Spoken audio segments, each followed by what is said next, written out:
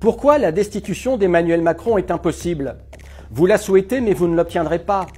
Loin de l'idée partisane politique qui pourrait être la mienne, je tiens à rester sur les faits, rien que les faits, et l'étude de nos institutions. En gros, ce qu'il est possible de faire. Il est inutile de fantasmer une destitution qui ne peut avoir lieu car l'état actuel de notre Assemblée nationale ne le permet pas. Explication. Pour destituer le chef de l'État, il faut que les 2/3 de nos députés à l'Assemblée nationale se prononcent en sa faveur. L'Assemblée nationale comporte 577 députés, les 2/3 correspondent donc à 385 députés. 385 élus de l'Assemblée nationale qui devraient être d'accord pour la destitution avec pour objectif la création d'une haute cour.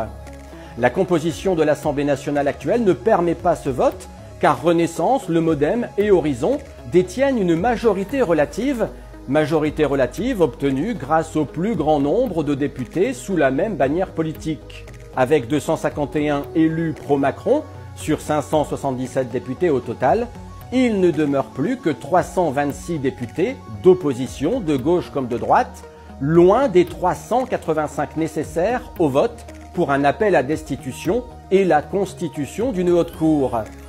Il faut également noter que les députés LR, UDI et divers droites, au nombre de 82, sont partiellement macronistes, même s'ils s'en défendent, rendant donc la possibilité de destitution encore plus inaccessible.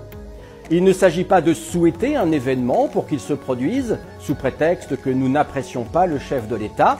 Il convient de rester purement objectif et de comprendre le fonctionnement des institutions et les conséquences des votes de ceux qui ont élu Emmanuel Macron et sa représentation à l'Assemblée nationale. En juin prochain, votez. Le taux d'abstention lors des dernières européennes est de 50%. Et il était de 30% lors de la présidentielle de 2022. La responsabilité de ce que nous vivons est du ressort de ceux qui ne votent pas et de la mobilisation de ceux qui ont voté, par adhésion ou par rejet. Français, réveillez-vous.